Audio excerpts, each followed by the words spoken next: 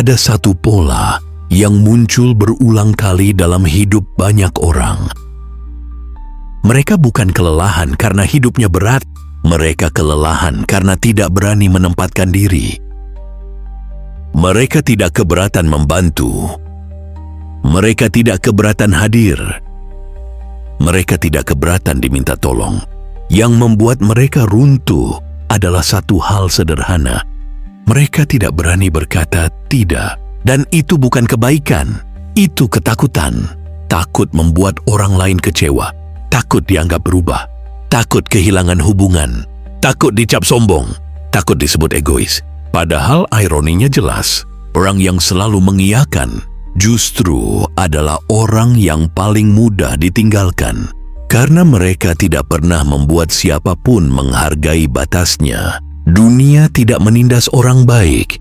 Dunia menindas orang yang tidak punya batas, karena batas adalah bahasa. Dan kalau kamu tidak pernah berbicara dengan bahasa itu, orang tidak akan tahu bahwa kamu juga manusia yang harus dijaga. Setiap iya yang kamu paksakan, ada harga yang kamu bayar di belakangnya. Harga itu tidak terlihat sekarang, tapi dia menumpuk pelan-pelan. Waktu yang kamu curi dari diri sendiri, energi yang kamu habiskan untuk hal yang bukan prioritasmu, ketenangan yang kamu serahkan demi kenyamanan orang lain, diri kamu yang makin mengecil sedikit demi sedikit, sampai suatu hari kamu sadar, kamu telah menghabiskan hidup demi memenuhi ekspektasi semua orang, kecuali dirimu sendiri. Dan itulah titik paling sunyi dalam hidup seseorang, ketika mereka tahu apa yang mereka rasakan, tapi tidak bisa menyalahkan siapapun selain dirinya sendiri. Karena tidak pernah berani berkata cukup. Menolak bukan tentang keras kepala. Menolak bukan tentang menjadi dingin. Menolak bukan tentang memutus hubungan. Menolak adalah tentang menghormati batasanmu sendiri. Dan batasan itu penting. Karena kalau kamu tidak pernah membuat garis, orang lain akan menginjakmu seolah kamu lantai. Kebenaran yang tidak banyak orang sanggup hadapi adalah ini. Hidupmu tidak akan berubah sampai kamu berhenti mengorbankan dirimu demi menjaga kenyamanan orang lain. Tidak semua permintaan harus dituruti. Tidak semua orang layak diberi akses. Tidak semua hal harus kamu pikul sendirian. Dan tidak semua ajakan pantas kamu iakan. Seni menolak dimulai dari keberanian kecil. Untuk berkata, maaf, bukan urusan saya. Maaf, saya tidak bisa. Maaf, saya punya prioritas lain. Kata-kata yang sederhana, tapi cukup kuat untuk mengambil hidupmu kembali. Karena jika kamu tidak melindungi waktumu, tidak ada yang akan melakukannya untukmu. Jika kamu tidak melindungi energimu, tidak ada yang akan peduli. Dan kalau kamu tidak melindungi dirimu, kamu hanya akan menjadi fasilitas bagi semua orang, kecuali dirimu sendiri.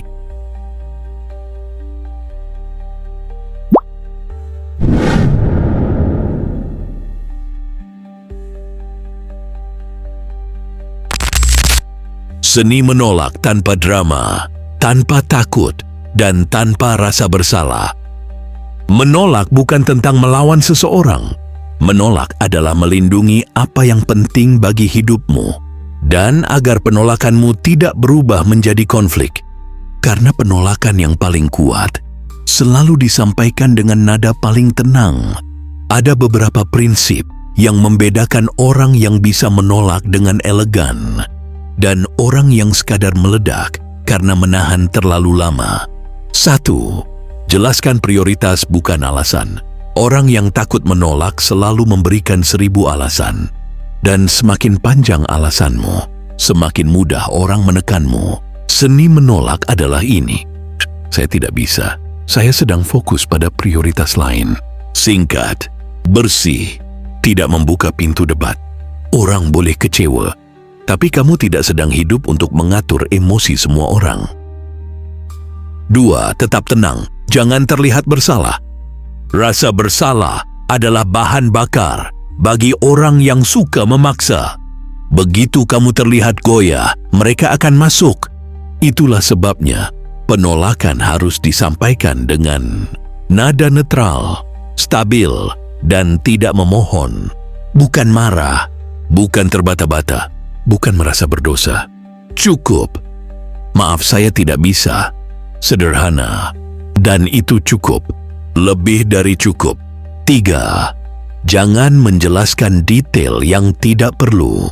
Kebanyakan orang jadi kelelahan karena merasa harus menjelaskan semuanya. Tidak. Kamu tidak berhutang penjelasan sampai sedetail itu. Penjelasan yang terlalu rinci hanya membuatmu terlihat bisa dinegosiasi. Batasi jawabanmu. Batasi akses orang pada hidupmu. Menolak dengan elegan artinya tahu kapan harus berhenti bicara.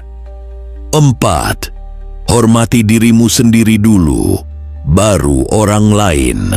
Banyak orang tidak bisa menolak karena terlalu sibuk menjaga perasaan orang lain, tapi mengabaikan perasaan mereka sendiri. Padahal itu mustahil. Kamu tidak bisa menghormati orang lain. Kalau kamu terus membiarkan dirimu diinjak, penolakan yang elegan tumbuh dari satu sikap. Saya berhak punya ruang. Saya berhak berkata tidak. Bukan kasar, bukan arogan, hanya dewasa. 5. Jangan berusaha terlihat baik. Penolakan yang berusaha terdengar manis biasanya berakhir kacau.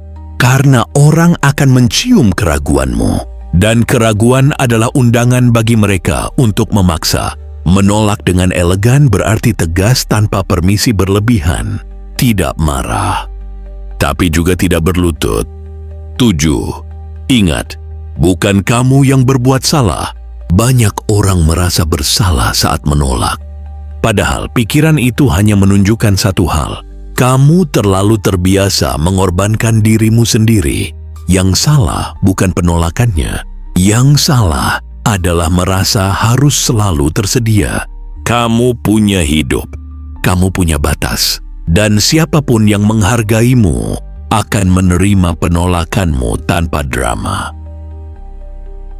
7. Diam. Setelah menolak adalah kekuatan. Setelah kamu berkata tidak, jangan terburu-buru menjelaskan lebih banyak. Diam adalah bentuk kejelasan. Karena saat kamu diam, orang akan mengerti bahwa keputusanmu final. Itu bukan sikap dingin, itu disiplin. Dan disiplin adalah pondasi semua batas yang sehat.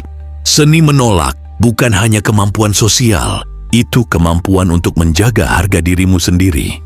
Kemampuan untuk berdiri stabil saat orang lain mencoba menarikmu ke segala arah. Kemampuan untuk mengatakan, saya menghargai Anda, tapi saya juga harus menghargai diri saya. Itulah inti dari penolakan yang elegan.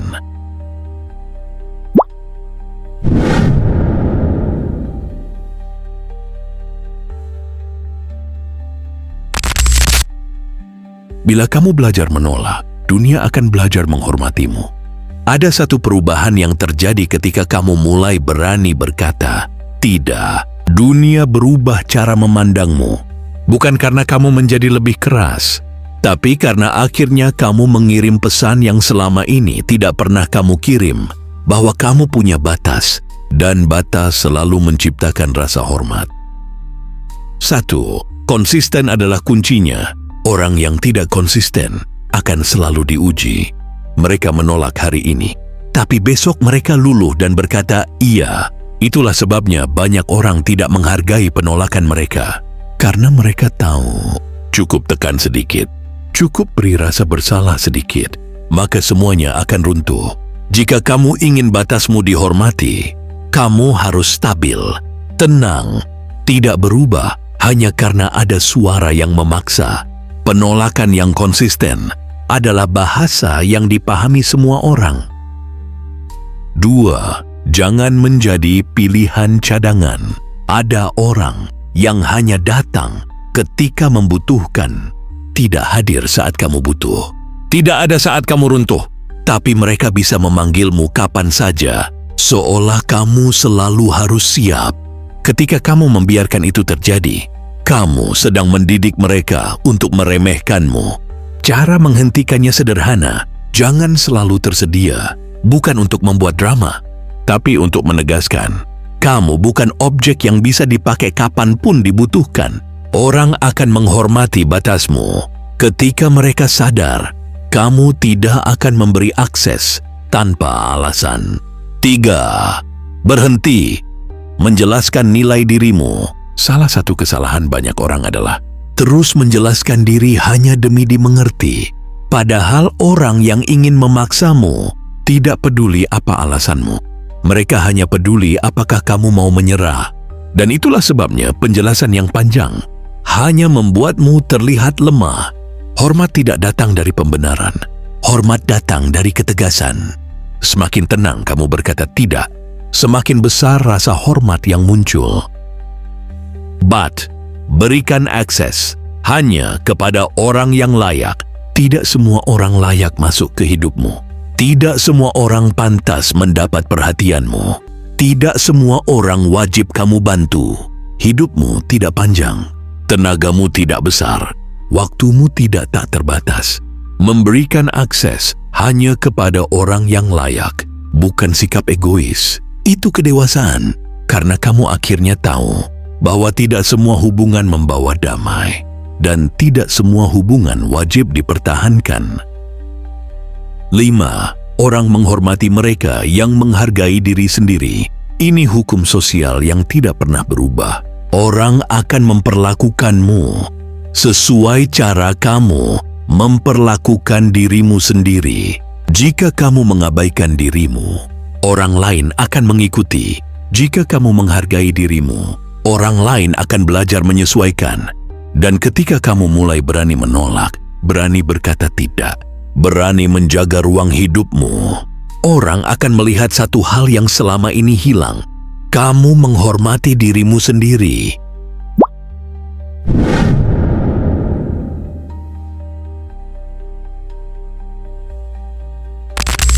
Kembali mengambil hidupmu. Pada akhirnya, seni menolak bukan soal menjauh dari orang lain. Seni menolak adalah seni kembali pada dirimu sendiri. Kamu tidak bisa memberi kepada dunia jika dirimu kosong. Kamu tidak bisa terus mengerti orang lain jika dirimu tidak pernah dimengerti. Kamu tidak bisa selalu mengalah jika itu menghancurkanmu pelan-pelan. Menolak bukan bentuk kebencian. Menolak adalah bentuk kesadaran bahwa hidupmu berharga, berharga untuk dijaga, berharga untuk dihargai, berharga untuk dipilih oleh dirimu sendiri. Dan begitu kamu berani berkata tidak, kamu akhirnya berkata ya untuk hal yang selama ini kamu abaikan, dirimu sendiri.